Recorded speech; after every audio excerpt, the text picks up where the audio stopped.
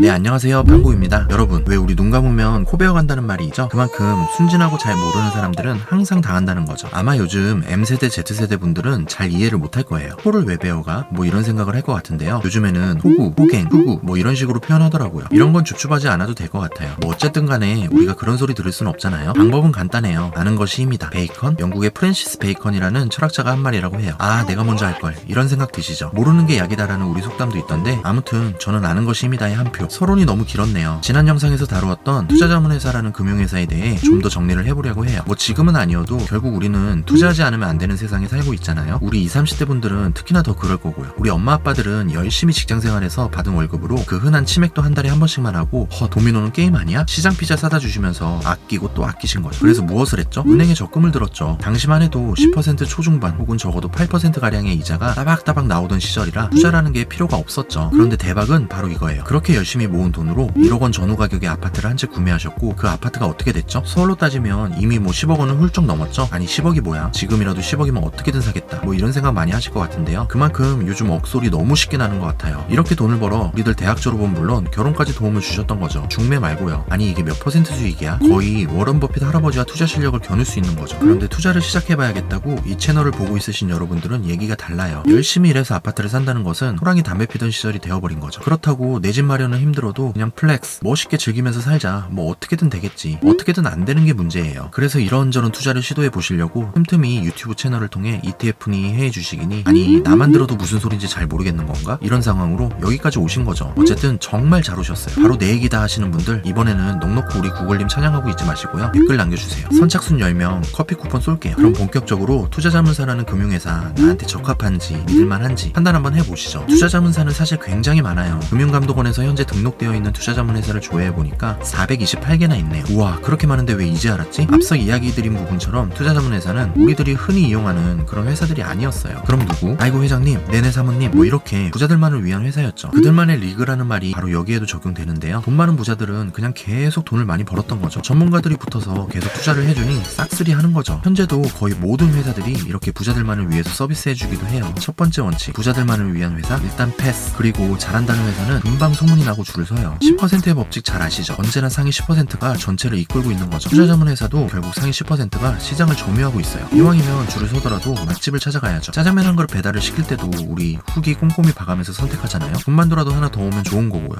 투자자문회사도 잘 모르겠으면 일단 다른 사람들이 많이 선택하고 있는 그런 회사들을 중심으로 선별해봐요. 무림의 고수들을 찾는 것도 좋지만 일단 실패하지 않는 확률을 높이는 것이 중요해요. 두 번째 원칙, 같은 값이면 다 훔치마. 잘 나가는 회사 선택은 기본. 자, 여기까지 이렇게 먼저 간단한 기준을 정해봤으면 이제부터가 진짜 중요한 부분이에요. 투자자문회사는 확정 수익이니 원금 보장이니 이런 조건들도 절대 제시하지 않아요. 앞으로 우리 세상에 그런 거 없다고 그냥 가정하죠. 이런 조건 나오면 속으로 그냥 너나 하세요. 아시겠죠? 정말 주의하셔야 해요. 세 번째 원칙, 최소한 사기는 안 당해야죠. 수상한 회사들은 하이패스. 아니 그럼 어떻게 진행되나요? 투자자문사를 통한 서비스는 사실 시스템이 굉장히 잘 되어 있어요. 투자를 해야겠다면 당연히 증권사 계좌가 있어야겠죠. 그것도 다른 사람 계좌가 아니라 본인 계좌가 필요한 거죠. 그럼 스마트폰으로 원하는 증권사를 선택하여 간단히 계좌 개설을 하고 원하는 투자자문사를 선택하면서 서비스를 신청하면 알아서 투자를 도와주는 거죠. 심지어는 수수료조차도 돈을 직접 보내주는 방식이 아니에요. 증권사에서 자동으로 계산하여 일원 하나 틀리지 않도록 정확히 추금하고 있어요. 그만큼 철두철미하게 이 모든 시스템이 만들어져 있다는 거죠. 아무튼 돈을 이체한다? 내 돈을 누구한테 왜 보내요? 앞으로 이런 요청이나 방식은 쳐다도 보지 마세요. 오케이, 그럼 이상한 회사들까진 체크할 수 있겠어요. 다음으로 투자에 입문하시는 분들이 가장 걱정하시는 부분일 거예요. 아무리 전문가인들 손실이 날까 걱정이 되는 거죠. 포트폴리오를 구성하여 전략적으로 투자를 한다고 한들 언제나 나의 불길한 느낌은 틀린 적이 없었어. 이런 식으로 불안불안한 게 사실이죠. 맞아요. 투자자문회사라고 해도